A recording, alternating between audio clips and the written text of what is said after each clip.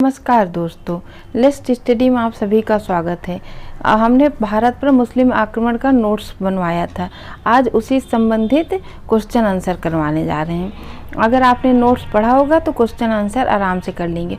हमारे ये question answer बहुत ही महत्वपूर्ण और बहुत ही कम है और एक एक क्वेश्चन जो हम बताएंगे उसमें कई प्रश्न विस्तार से उसको हम चर्चा करेंगे। उसमें कई और उत्तर आपको मिलेंगे। तो आप लोग हमारा वीडियो शुरू से लेकर आखिरी तक ज़रूर देखा करिए। उसे लाइक शेयर सब्सक्राइब करिए। हर कंपटीशन की दृष्टिकोण से बेहद महत्वपूर्ण है, चाहे बीएड हो, टेट हो, सुपर टेट हो, लेखपाल हो, यहाँ तक कि पीजी और टीजीटी के लिए भी इम्पॉर्टेंट ही है। आप देखिएगा, पहला क्वेश्चन देखिए।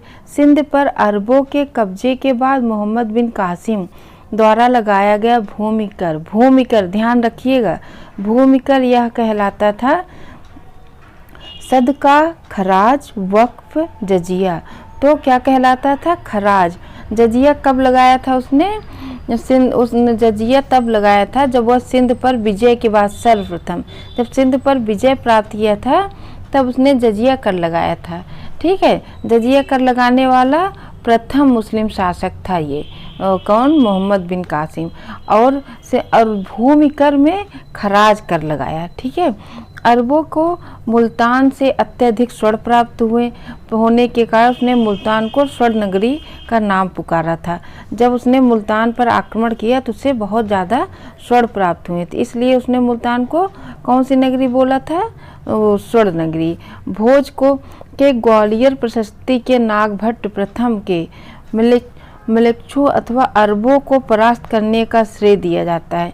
जो भोज थे वो ग्वालियर के शासक थे, उन्होंने अरबों को पराजित किया था। दूसरा देखिए, सुल्तान मोहम्मद गजनवी ने भारत पर कितनी बार आक्रमण किया था? बहुत इम्पोर्टेंट है। सुल्तान महमूद गजनवी ने कितनी बार भारत पर आक्रमण किया? 17 बार आक्रमण किया था। ठीक है, सबसे पहला आक्रमण उसने कहाँ किया था? सबसे पहला आक्रमण 1000 में किया था। 1000 से शुरू करके 1027 तक उसने के बीच उसने कई आक्रमण किए। मतलब इसके बीच उसने 17 बार भारत पर आक्रमण किया। और उसने महमूद गजनवी की सेना ने अरब, तुर्क आक्रमण और हिंदू सैनिक शामिल थे। इसके सैनिक में जो सेना थी उसमें अरब, तुर्क, अफगान और हिंदू सैनिक भी शामिल थे। और इसने 17 बार भारत पर आक्रमण किया। और इसलिए आक्रमण किया कि वहाँ वो क्या कहते हैं, मुस्लिम राज्य नहीं स्थापित करना था इसको बहुत सारा धन इन भारत से ले जाना था। तो इसलिए इसने भारत पर 17 बार आक्रमण किया था। महमूद गजनवी ने सबसे पहले किसे हराया? महमूद गजनवी जो 17 बार आक्रमण, मोहम्मद गोरी और महमूद गजनवी में आप लोग कंफ्यूज मत होइएगा। महमूद गजनवी ने सबसे पहले किसे हराया था? तो महमूद गजनवी ने सबसे पहले जयपाल को हराया था।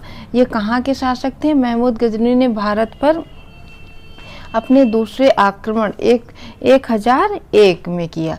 इसको सब आप अगर हम बोल रहे हैं तो लिख भी लीजिए। के समय हिंदू शाही राजा जयपाल को पेशावर के निकट पराजित किया था। महमूद ने 25 हाथी तथा कितने 2,50,000 दिनार लेकर इनको जयपाल को मुक्त किया था। लेकिन ये इतने ज़्यादा दुखी हो गए थे कि इन्होंने क्या किया था? इन्होंने खुद ही अपना चिता प्रज्वलित किया और उसमें कूद गए। मतलब इन्होंने आत्मदाह कर लिया था। यह क्वेश्चन भी पूछा जाएगा अगर मान लीजिए कि किसने महमूद गजनवी से पराजित होने के बाद आत्मदाह कर लिया था, तो जयपाल ही हैं। ठीक, नालंदा विश्वविद्यालय का अंत हुआ क्योंकि इसका भी हमने नोट्स में कराया है और वो भी जयपाल वाला भी। नालंदा विश्वविद्यालय का अंत हुआ क्योंकि राज्य संरक्षण नहीं दिया गया, वहाँ विद्वान उदासीन रहे, भारत में बौद्ध धर्म विलीन हो गया। राज्य संरक्षण नहीं दिया गया नालंदा विश्वविद्यालय को।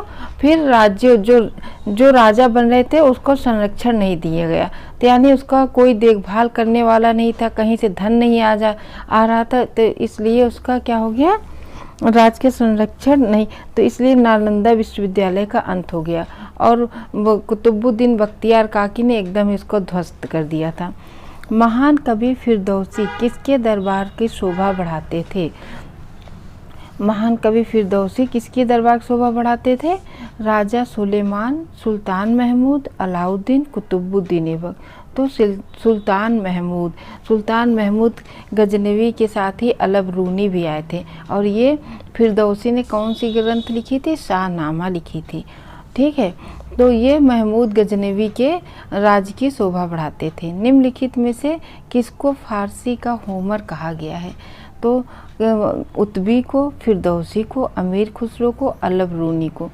तो फारसी का होमर फिरदौसी को कहा गया है। ये बहुत ही महान कवि थे। इनकी शाहनामा बहुत विख्यात है। अगला देखिए, 1194 ईस्वी के चंदावर के युद्ध में मोहम्मद गोरी ने किस भारतीय शक्ति को पराजित किया था? इसको हमने नोट्स में अच्छे से करवाया है। पृथ्वीराज चौहान, जयचंद, भीम द्वितीय, जयपाल।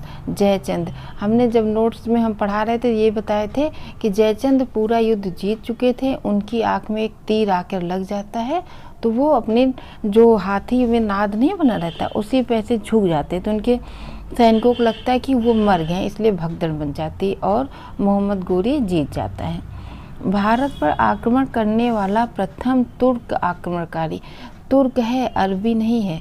तो तुर्क में सुबुक्तगिन, जो अलप्तगिन का पुत्र था, उसने आक्रमण किया था। भारत पर आक्रमण करने वाला प्रथम तुर्क, ठीक है, तो सुबुक्तगिन लिखेंगे। अगर अरब लिख बोला जाए तो वो मोहम्मद बिन कासिम। झेलम नदी के तट पर महमूद गजनवी से पराजित होने वाला भारतीय शासक कौन था? झेलम नदी पर, तो वो विग्रहपाल, धर्मपाल, आनंदपाल या विद्याधर? तो आनंदपाल थे। आनंदपाल झेलम नदी के पास पराजित हुए थे। उसके बाद क्या है? तुर्की के आगमन के साथ भारत में किस भाषा का आरंभ हुआ? उर्दू, अरबी, हिंदुस्तानी, फारसी। तो तुर्कों के आगमन से फारसी भाषा का हिंदुस्तान में आरंभ हुआ। तारीख़ हिंद पुस्तक किसने लिखी है? तारीख़ हिंद को किताबुल हिंद भी कहा जाता है, तारीख़ हिंद कहा जाता है। अबुल फजल ने, अमीर खुसरो ने, अमीर हसन ने, अलबरूनी ने। तो तारीख़ हिंद अलबरूनी ने लिखा है। अगला देखिए, किताबुल हिंद का लेखक कौन था? अभी मैंने बताया था, तारीख़ हिंद और किताबुल हिंद एक ही हैं।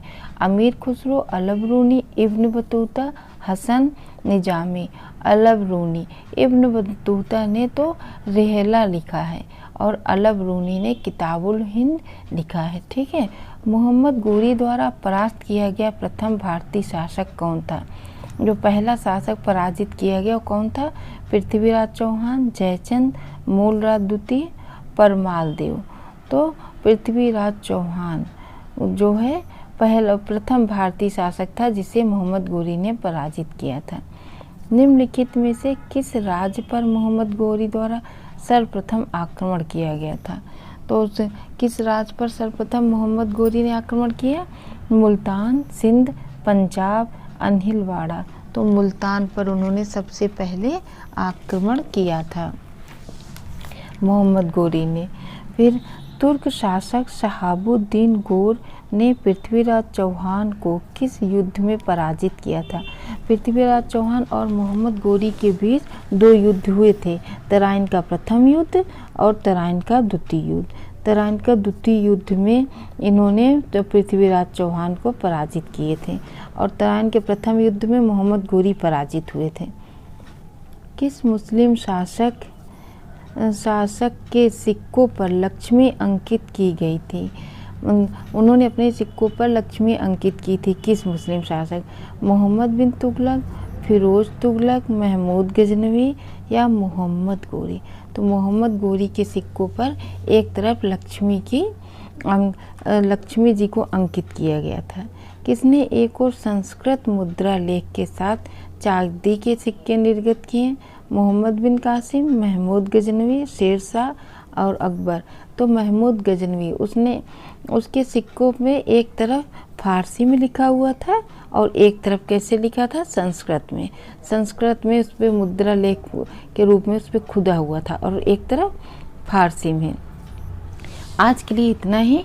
अगली वीडियो में हम गुलाम वंश से संबंधित क्वेश्चन लेकर आएंगे। आप लोग हमारा वीडियो शुरू से लेकर आखिरी तक ज़रूर देखा करिए और हमारे चैनल से ज़्यादा लोग जुड़िए जिससे आप लोगों को फ़ायदा मिले। धन्यवाद।